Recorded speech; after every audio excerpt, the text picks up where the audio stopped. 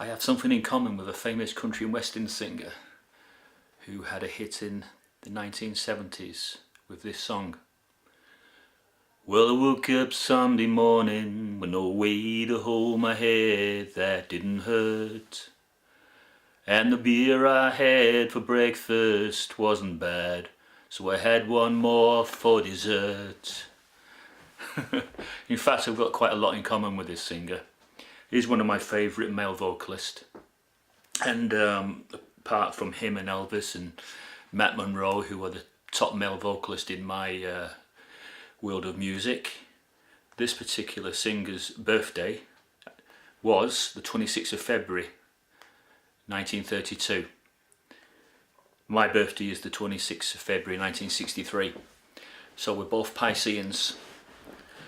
Well, the reason why I've started my video off with a little tribute to Johnny Cash is it's the year in which the song was written. It was written by Chris Christopherson. It's just that Johnny Cash is credited with having the biggest hit with it. And I prefer Johnny Cash's version to anyone else's. It's just those beautiful bass tones in his voice. So it's 1969 was when it was written. And in 1969 quite a lot happened in the world. The first man supposedly set foot on the moon. And in my opinion, something more important happened than that. And that was that huge gathering of hippies on Yaska's farm. Or in other words, Woodstock. And I have a vague recollection of both these events. The reason why the Woodstock has stayed in my mind more than Man's Landing is because I remember exactly where I was when I first caught sight of it on the telly. And that particular day, I was only 6 years age, living in a little outback place called Green Valley, which is just outside Sydney, well, a few hours outside Sydney. It's a very dry place and not that attractive really, you know. Not a place I want to go back to, Green Valley. I'd rather go back on the coast any day. But this particular day, I nearly died. I was very, very close to death actually. And what saved my life that day was a pair of Wellington boots that my mum had picked up that very day. She'd been out shopping and she'd seen these Wellington boots and thought, I'll get these for Martin. And like all children, you get something bought you, what do? You put it on and you wear it right away. So I did. So I had the Wellington boots on in the house. And I remember sitting down near the fire at the time and I looked over to the telly and I could see that there was coverage of the Woodstock Festival. And I know I was only 6 years of age, but I could sense that this was just no ordinary concert, that this concert held a universal message, which I know about now, but as a 6-year-old boy back then, and I didn't know much about it, I just knew that it was serious and that everybody was gathering for a reason.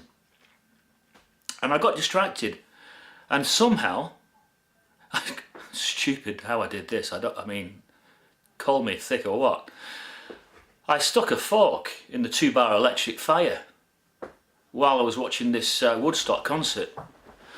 And I got shocked, I got electric shocked, and of course, what saved my life?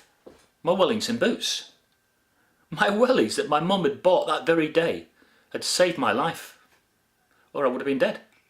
You know, you're not going to sustain that kind of electric shock as a 6-year-old and survive, are you? But I survived because of the rubber, and the rubber stopped the electricity going to earth. Now, what else do I remember about 1969? Well, something else happened to a young 6-year-old Jehovah's Witness little boy, besides nearly dying. We attended our first, well, I attended my first International Assembly in Melbourne. Now I know that we, at the time, our vehicle was a VW Combi. So we set off from Sydney to get to the assembly. And it's a few hours drive, you know, ask any Aussie, they'll tell you it's a few hours drive to drive from Sydney to Melbourne. But we did it, back in the 70s, 1969 to be precise. And when we got there, we had to stay at this caravan park, and I think the name of the caravan park, or the spare ground where we all pitched up, I think it was called Bacchus Marsh. The Aussies can confirm that if the Aussies are listening to this video. But is there a place called Bacchus Marsh somewhere outside Melbourne? Well, anyway, in 1969 we pitched up there. But on the first day of the assembly, we were late. But not just the only ones who were late, there were quite a few people running late. But the brother had already taken to the podium. So he was more or less saying to the assembly hall back then, please brothers, can you all take your seats? And most of them had taken their seats. They were all sat down and they were all quite comfortable. But we were late. So we was just walking across the field and we noticed that there wasn't any room. Because, you know, as you look around, you think, wow, it's packed out this. And we couldn't see any spare seats. But the brother made an announcement from the podium. And he said to the ministerial servants, who were obviously attending to the needs of the assembly, he was saying, bring out those spare chairs and lay them at the front. So they started laying out all these chairs. So we thought, oh, at least some chairs are coming out. But there didn't seem to be enough chairs to accommodate all those that were late. And there was many, many dozens of people that were coming across that field, and we were in that big bunch. So he made the mistake of saying, there's some chairs here, brothers. And some of the young brothers that were in our little group, he started to up the pace a bit, up the ante, thinking that they could outpace everybody and get one of the chairs before anyone else. And my dad clocked this. He noticed what they were trying to do. And my dad's got a family of 2 boys and a girl, and he's got a wife, so naturally he needs 5 chairs. So my dad notices that these brothers are putting on a bit of a fast pace walk, shall we say, Olympic standard, you know. And my dad decides to match that pace with his walking so that he can sort of get level with them, so that he's got a fighting chance of getting one of these chairs at the front. Then the brothers, they start upping their pace even to a greater amount. And I'm looking round as a 6-year-old little Jehovah's Witness boy at this group like this, left and right, and I've noticed that everybody's starting to panic a bit, thinking they're not going to get a chair.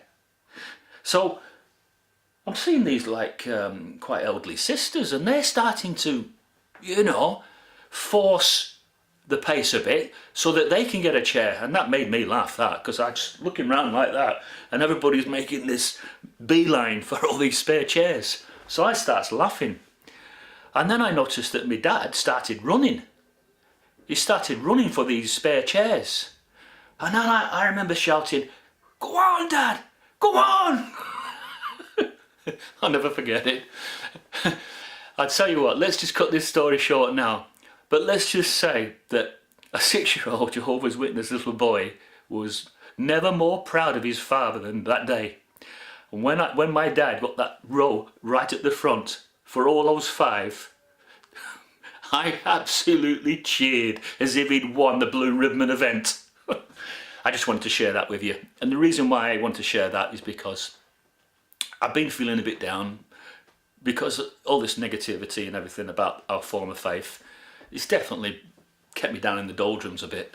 So I just wanted to share this true life event that happened to me in 1969 when I was 6 years of age. And as you know, I was born in that religion. And so I really have quite a lot of stories, and I'll get a few more out before the end. Oh, hang about. That's the wrong choice of words to say, isn't it? Before the end. I don't mean the end of the system, brothers. Well, I hope not anyway. Just kidding. See you again.